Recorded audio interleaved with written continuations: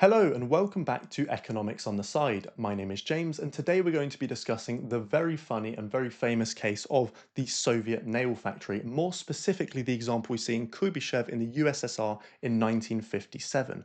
Now, this is just a perfect example of the inefficiencies in a socialist economy when it comes to production, and more specifically quotas that come down from leadership above as to what the government requires in terms of production.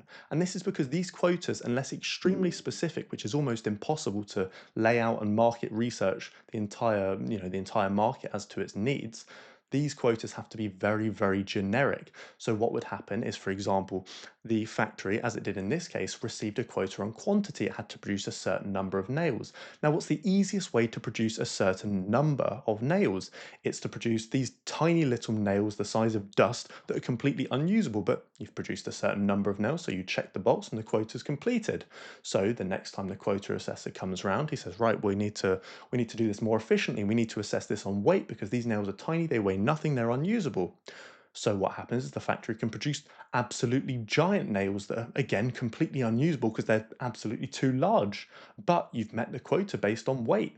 So you're not producing anything of value at all, but you're still meeting the expectations, you're meeting the quota of the government that's provided you with them. Now, this doesn't happen in a capitalist market because in a capitalist market, you have to produce things that sell because you have to generate a profit, because you have to earn enough money to pay your employees, pay your bills, and then generate a profit for shareholders. So if you need to generate a profit, you need sales, you need revenue, you have to actually sell what you're producing. If you can't sell what you're producing, if you can't meet the needs of the market, what you're producing is worthless and you will go out of business.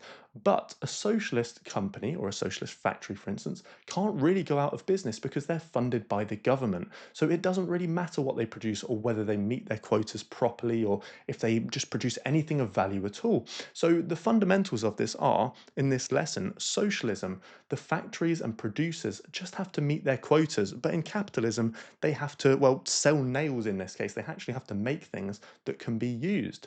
So it's quite an ironic difference between the two systems, and it's quite one of the extremes in how things can turn out based on the differences between the systems. So let me know if you have any other favorite examples on how socialism just absolutely fails in terms of production, including quotas and things like that. And if you have any questions in the comment section. Thank you for watching.